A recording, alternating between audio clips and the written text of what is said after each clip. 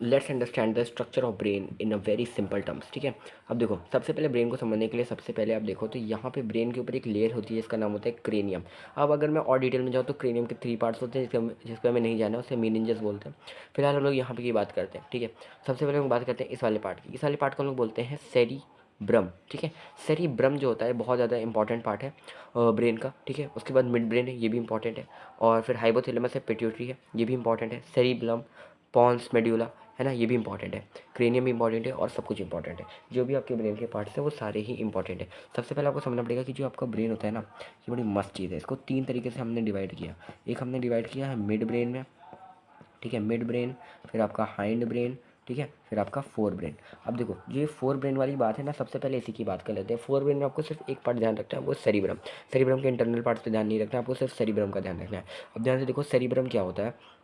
Basically जो भी आपका थिंकिंग का पार्ट है, जो आपको हंगर का पार्ट है ना, जो आपको अब जो भी सोच सकते हो, आप इमोशंस फील कर पाते हो, आपको जो भूख लगती है, ठीक है, ये सारी चीज़ें जो कंट्रोल करता है वो सेरिब्रम करता है। बेसिकली अगर आपके पास कोई स्टिमुलाई भी आता है ना और आप उस पर जो रिएक्ट करते हो, रिएक्शन बेसिकली अगर वो स्पाइनल कॉर्ड से नहीं हो रहा है तो वो रिएक्शन सेरिब्रम से ही होता है। सेरिब्रम आपके जो भी पुराने इन्फॉर्मेशन है उसको एक साथ कलेक्ट करके आपकी मेमोरी बनाता है। ठीक है, तो मेमोरी का काम भी सेरिब्रम का करता है, सेरिब्रम करता है। तो सेरिब्रम आप समझ सकते हो, यही आपका सबसे ज़्यादा इंपॉर्टेंट पार्ट होता है। ठीक है, फिर हमारे पास मिड ब्रेन है। मिड ब्रेन कुछ नहीं, ये सेरिब्रम और हाइंड ब्रेन के बीच का एक लिंकेज होता है। फिर से सुनिएगा, mid brain is the linkage of cerebrum and hind brain. ठीक है, ये थोड़ा बहुत मोटर वगैरह, मोटर वाले काम कर लेता है, जैसे जो आपकी आंखों में जो प्यूपिल का साइज बड़ा या छोटा होता है लाइट के रिस्पेक्ट में, वो काम मिड ब्रेन कर देता है। ठीक है, अब हम लोग बात करते हैं हाइंड ब्रेन की। ये सबसे ज़्यादा इंपॉर्टेंट है आपके चैप्टर में। अब हाइंड ब्रेन के 3 पार्ट हैं, सेरिब्रम, पॉन्स और मेडुला। आपको पॉन्स का फंक्शन नहीं देखना है, आपको सिर्फ सेरिब्रम और मेडुला का फंक्शन देखना है। तो जो सेरिब्रम होता है, सॉरी सेरिब्लम होता है,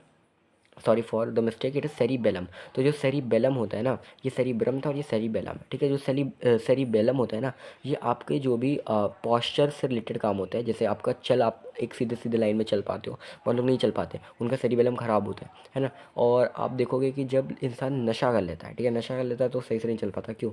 वो सेरिबेलम की वजह से। ठीक है, क्योंकि सेरिबेलम पे वो इफेक्ट करता है जो आप, अगर आप इंटॉक्सिकेट होके आते हो। ठीक है, अब हम लोग बात करते हैं सेरिबेलम की। तो सेरिबेलम में बस यही बात है कि वो पॉस्चर वगैरह, बैलेंस ऑफ द बॉडी बना के रखता है। मेड्यूला, मेडुला के बहुत सारे काम है, इसमें से कुछ कुछ आपको इंपॉर्टेंट याद रखना है कि वॉमिटिंग वाली फीलिंग अगर आपको आती है तो मेडुला की वजह से। ठीक है, ब्लड प्रेशर आपके मेडुला कंट्रोल करता है। ठीक है, वॉमिटिंग हो गया, ब्लड प्रेशर हो गया, साथ ही साथ और भी चीज़ें हैं जैसे कि सलाइवेशन है। ठीक है, सलाइवेशन है, और आपकी हार्ट बीट है, वो सब भी मेडुला कंट्रोल करती है। एक इंपॉर्टेंट बात मैं आपको बताना चाहूँगा कि पॉन्स का एक और फंक्शन आप याद रखिएगा कि जो पॉन होता है ना, वो आपका ब्रीथिंग सेंटर होता है। ठीक है, ये मैं ऐसे एक्स्ट्रा बता दे रहा हूँ कि अगर कहीं पे पूछ लिया गया तो आप इसको बता सकते हैं। अब एक और पार्ट है, उसको मत छोड़िएगा। ब्रेन, ब्रेन को हम लोग आखिर सेफ कैसे रखते हैं? ठीक है, ब्रेन को आखिर हम लोग सेफ कैसे रखते हैं? तो देखो ब्रेन के लिए सबसे पहले हम लोगों ने एक लेयर बताई। देखो मान लो यहाँ पे हमारा ब्रेन है, ठीक है, एनालॉजिकली मैं बता रहा हूँ। ठीक है, एनालॉजिकली मैं बता रहा हूँ, मान लो ये ब्रेन है, समझना, ये ब्रेन है। ठीक है, इसको मैं बी लिख रहा हूँ, ये ब्रेन है।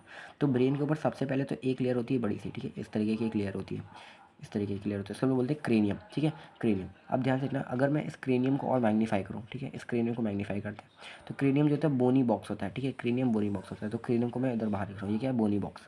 अब देखो क्रेनियम के अंदर चलते हैं। ठीक है, क्रेनियम के अंदर जाओगे तो तुम्हें 3 लेयर दिखेंगी। ऊपर होगी सबसे ऊपर ड्यूरामीटर, ठीक है, नीचे होगी एरेक्नॉइड, और एकदम अंदर होगी पाइमीटर। ठीक है, ड्यूरामीटर, एरेक्नॉइड और पाइमीटर, ये आपको याद नहीं रखना। ये याद रखना है कि इन तीनों को मिला के हम लोग बोलते हैं मीनिंजेस। ठीक है, इन दोनों को मिला के हम लोग बोलते हैं मीनिंजेस। तो मीनिंजेस वो क्या होती है? लेयर्स होती हैं जो आपके ब्रेन को प्रोटेक्ट करती हैं। साथ ही साथ आपके ब्रेन में एक और फ्लूइड होता है, इसको हम लोग बोलते हैं C S F. C S F, इसको हम लोग क्या बोलते हैं? सी एस एफ, इसको बोलते हैं सेरिबो स्पाइनो फ्लूइड। सेरिबो स्पाइनो फ्लूइड, ये जो फ्लूइड होता है ये आपको किसी भी तरीके के शॉक से बचाता है। अगर आपको शॉक लगता है तो ये आपकी हेल्प कर सकता है, आपको बचा सकता है। ठीक है, आई थिंक और कुछ ब्रेन के बारे में है नहीं इस लेवल पे, है ना, जो कुछ था मैंने आपको बता दिया। ठीक है।